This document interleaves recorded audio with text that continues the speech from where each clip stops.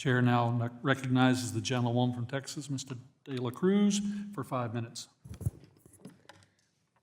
Thank you so much, Mr. Chairman. I do appreciate you having this important hearing today, and thank you to the witnesses for being with us. The Fed's independence is the bedrock of our financial system, and throughout modern history, the Fed, for the most part, has done a good job not giving into outside political pressure. At the end of the day, it is up to the Fed to ensure its independence. Unfortunately, like some horror movies, the call comes from inside the house. Erosion of Fed independence can happen from within the Fed itself.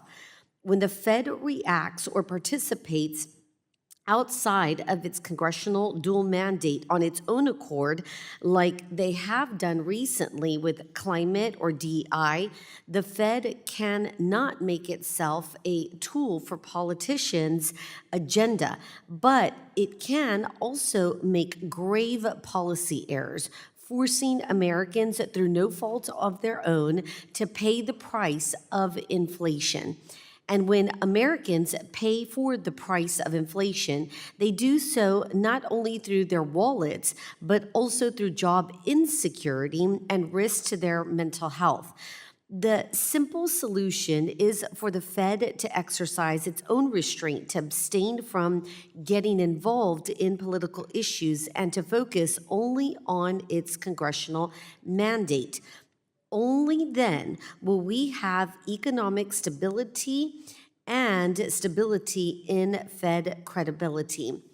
Mr. Pollack, is the Fed being viewed politically a more recent phenomena, or have there been times in the past when the Fed has gotten involved with things like climate, DEI, or a different issue of the time? Thank you, Congresswoman. I am not aware of political issues in the past like DEI and climate. Those obviously came into the Fed with serious political pressure coming from the Treasury and the White House. Historically, however, as I said, there is always the politics and the policy of the White House and the Congress. One example that I might mention is in the 1960s, the many leading Democrats, including Senator Proxmire, have heavily asked, I guess might be a polite word, the Fed to buy the bonds of housing agencies of the U.S. government. I think this was a mistake. Senator Proxmire in his comments even reminded the Fed that Congress could abolish the Fed if they wanted to, which is true, I should say, if you wanted to. William McChesney Martin said, and I think he was right, the Fed should not do anything, should not use its monopoly money power to benefit any particular section or parties or interest group. That to me is bedrock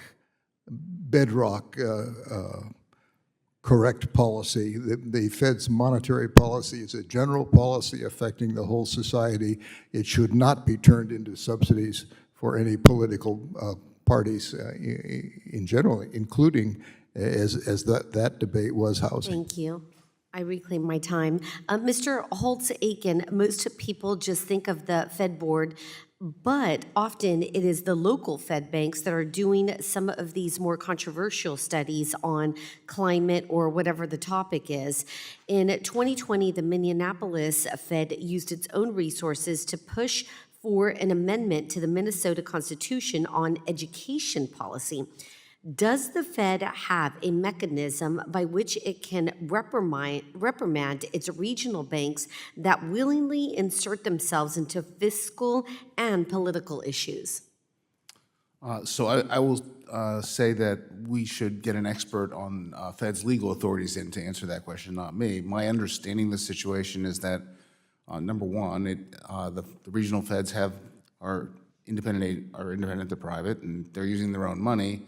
But the board has some general supervisory powers over those regional Feds, and those may be the place where they could do something to the Fed. I think The larger issue is that the Federal Reserve System, like the board itself, should be cognizant of its activities so as not to endanger its standing as a monetary authority. And so I think self-restraint would have been the wiser path in that circumstance. In the Reclaim same my way, time. I think I Stephen reclaim Moran my should time, not. sir. Our time is up. Gentle's Thank lady's you. time has expired.